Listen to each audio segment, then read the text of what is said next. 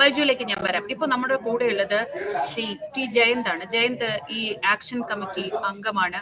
നേരത്തെ ഒരിക്കൽ ഞാൻ ജയന്തിനോട് സംസാരിച്ചിരുന്നു. അന്ന് ഞാൻ വലിയ അത്ഭുതത്തോടെയാണ് ഇതൊക്കെ ആദ്യമായി കേൾക്കുമ്പോൾ അത്ഭുതത്തോടെയായിരുന്നു അന്ന് ഞാൻ ജയന്തിനോട് ചോദിച്ചിരുന്നത്. പക്ഷെ ജയന്ത് ഇപ്പോ ഇതേപ്പറ്റി കൂടുതൽ വായിക്കുകയും മനസ്സിലാക്കുകയും ചെയ്യുമ്പോൾ ഈ അഭിഷേക് തയ്യാറാക്കിയ റിപ്പോർട്ടൊക്കെ കണ്ടപ്പോഴാണ് ഇത് എത്രമാത്രം വലിയൊരു മാഫിയാണ് ഈ ധർമ്മസ്ഥല എന്ന് പറയുന്ന സ്ഥലത്ത് പ്രവർത്തിക്കുന്നത്. ധർമ്മസ്ഥല എന്ന് പറഞ്ഞാൽ ധർമ്മം പുലരുന്ന സ്ഥലം എന്നാണ് അർത്ഥമാവേണ്ടിയിരുന്നത്. പക്ഷേ അധർമ്മങ്ങളുടെ മാത്രം ഭൂമിയായി അധർമ്മസ്ഥലം മാറി എന്നാണ് ഇപ്പോ ഇത്രയും വായിച്ചതിൽ നിന്നൊക്കെ മനസ്സിലാവുന്നത്.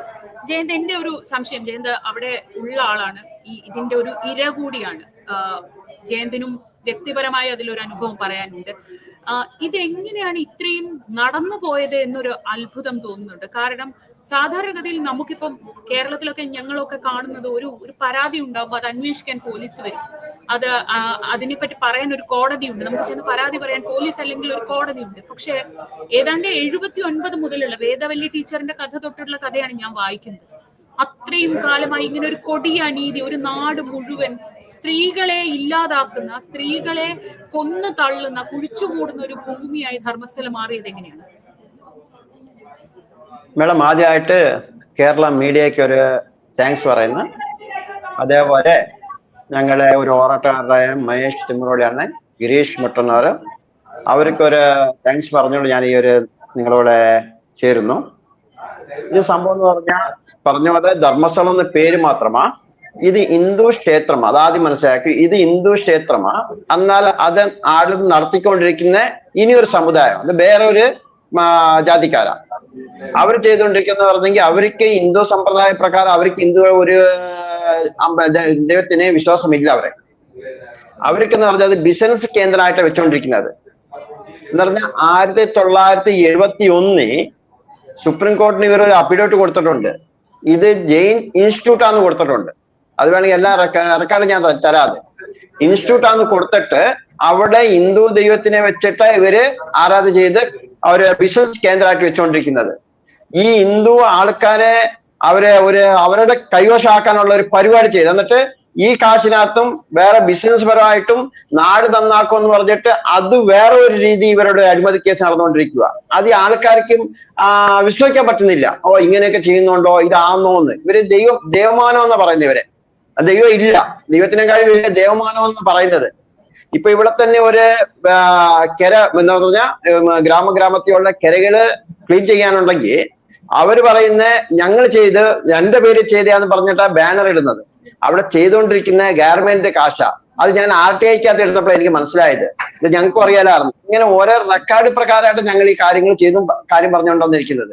പിന്നെ ഇവിടെ നിന്ന് പറഞ്ഞില്ലേ, ഇവരുടെ എന്ന് പറഞ്ഞാൽ ഓപ്പോസിറ്റ് ആയിട്ട് ഒരു വർത്താനം പറയാൻ പറ്റിയല്ല. എന്ന് പറഞ്ഞാൽ ഒരു പോലീസ് ഇതാക്കാണെങ്കിലും അവരുടെ സ്വാധീനമാ, രാജിക്കാണെങ്കിലും അവരുടെ സ്വാധീനമാ, പ്രതികരണം അവരുടെ സ്വാധീനത്തിൽ നിൽക്കുക.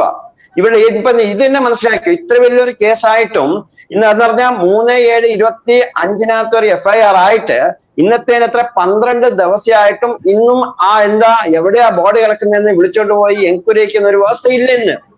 അധികം മനസ്സിലാക്കാം ഇവർ അത്ര വലിയ പ്രഭാവി വ്യക്തിയാന്ന്. SP നല്ലൊരു മനുഷ്യനെ, SPക്ക് പ്രഷർ ഉണ്ടോ എന്ന് അറിയാലോ, എന്തുകൊണ്ടാന്ന് അറിയാലോ. അന്നേരം ഭയങ്കര ഡിലേ ആക്കിയുണ്ട്.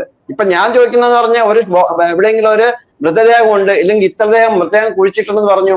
കുഴിച്ചിട്ടെന്ന് പറഞ്ഞ ഒരു സ്റ്റേഷനിലോട്ട് ഒരു പരാതി വന്നു കഴിയുമ്പോൾ ഇവര് ഇല്ലാതെ ന്യായാലയത്തിൽ കൊണ്ടുപോകണം, അവന്റെ 164 സ്റ്റേറ്റ്മെന്റ് എടുക്കണം. ഇതെല്ലാം ചെയ്തിട്ടാണോ ഈ ബോഡി എടുക്കാൻ പോകുന്നത്? അതാ ഇവൻ പറഞ്ഞത് സത്യമാണോ കള്ളമാണോ പറഞ്ഞിട്ട് ഒരു FIR ദാഖൽ ചെയ്തിട്ട് രജിസ്റ്റർ ചെയ്തിട്ട് ഇവർ പോയി അവിടെ ബോഡി എടുത്തു കഴിഞ്ഞിട്ട് ഇവൻ പറഞ്ഞ പോലെ ബോഡി കിട്ടുന്നുണ്ട്, കുറെ ബോഡി ഉണ്ട്, അതിൽ കഴിഞ്ഞ് ഇവന്റെ സ്റ്റേറ്റ്മെന്റ് എടുക്കാം, ഇവനെ ജീവബദരിക്ക് കാണുമെന്ന് ഇല്ല, ജീവിതത്തിന് അപായം ഉണ്ടെന്ന് പറഞ്ഞ് ആ രീതിയാണോ ചെയ്യേണ്ടത്? ആലോചിച്ച് നോക്കെ. ഇപ്പൊ അന്നേരം ഈ ഇവരുടെ പിന്നോടെന്ന് പറഞ്ഞ് ഇവരുടെ സ്ട്രെങ്ത് എത്ര ഉണ്ടെന്ന് ഇനിയും മനസ്സിലാക്കാം. ഒരു ഗവൺമെന്റ് മുമ്പിൽ നിന്ന് ചെയ്യുന്നതല്ലോ, വേറെ എത്രയോ വലിയ കേസുകൾ, ചെറിയ കേസുകൾ വലിയൊരിതായിട്ട് വരുന്നുണ്ടല്ലോ. ഇതെന്തിന് ഈ ലോകം ഇടീ വിറപ്പിക്കുന്ന ഒരു അവിടെ പറയുന്ന പോലെ 100, 200 അല്ലത് അവിടെ ഉള്ളത്. 100, 200, 300 അല്ല. അതെത്ര ജയന്തര RTI ആക്ടിവിസ്റ്റ് ആണെന്ന് എനിക്കറിയാം. RTI വെച്ചിട്ടാണ് നമ്മുടെ രാജ്യം നമുക്ക് ഉറപ്പു തരുന്ന ഏറ്റവും വലിയ ശക്തിയാണ് RTI എന്ന് പറയുന്നത്. അത് വെച്ചിട്ടാണ് ജയന്തിന്റെ പോരാട്ടങ്ങൾ കഴിഞ്ഞ് കുറെ കാലമായി ജയന്ത് നടത്തുന്നത്. ഈ ധർമ്മസ്ഥലയില് നമുക്കിപ്പം ഞാൻ നേരത്തെ പറഞ്ഞ പോലെ ഈ വേദവല്ലി ടീച്ചറിന്റെ കാര്യം തൊട്ടാണ് എനിക്ക് അറിയാവുന്നത്. ഒരു 1979 അല്ലെ? അതിനുശേഷം ജയന്ത് എടുത്ത RTI കണക്കായിരിക്കും ഒരു പക്ഷേ ഈ 400ഓളം സ്ത്രീകളെ കാണാതായി. അത് ഏത് കാലയളവിലാണ്, അത് ഏതൊക്കെ ഭാഗത്തു നിന്നാണ് കാണാതായത്? ഈ ബെൽത്തങ്ങാടി പോലീസ് സ്റ്റേഷനാണല്ലോ ആദ്യകാലത്ത് ഉണ്ടായിരുന്നത്. 2015 ധർമ്മസ്ഥല സ്റ്റേഷൻ വരുന്നത്. അതുവരെയുള്ള കണക്കുകൾ വെച്ച് നോക്കുമ്പോൾ ഏത് മേഖലയിൽ നിന്ന് ഈ 400 സ്ത്രീകളെ ഒന്നുകിൽ കാണാതായി, അല്ലെങ്കിൽ ദുരൂഹമായ നിലയിൽ കൊല്ലപ്പെട്ടു, അതല്ലെങ്കിൽ മൃതദേഹം കണ്ടെത്തി, ഇങ്ങനെയൊക്കെയാണല്ലോ അല്ലെ? അതൊന്ന് വിശദീകരിക്കാമോ?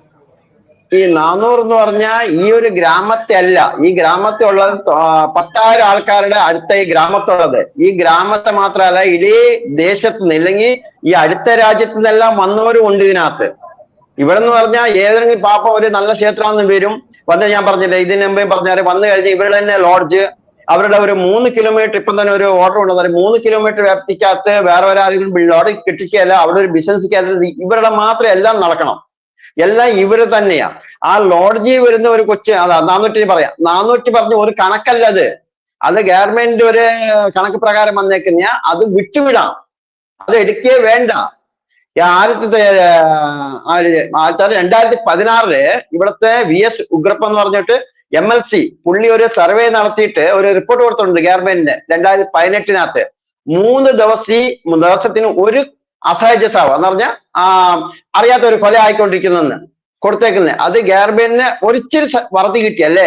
ഈ ഒരു റിപ്പോർട്ടൊന്നും കിട്ടാതെ കിടക്കുന്ന കേസുകളാ പറയുന്നത്. ഇന്നിപ്പം ആ ധർമ്മസ്ഥല ഗ്രാമത്ത് ഒരു സൈഡിൽ നിന്ന് ഒരു ഇറ്റാച്ചിങ് കൊണ്ട് മാന്താൻ തുടങ്ങിയെങ്കിൽ എത്ര ലോഡ് സാധനം കിട്ടുമെന്ന് പറയാൻ പറ്റിയല്ല.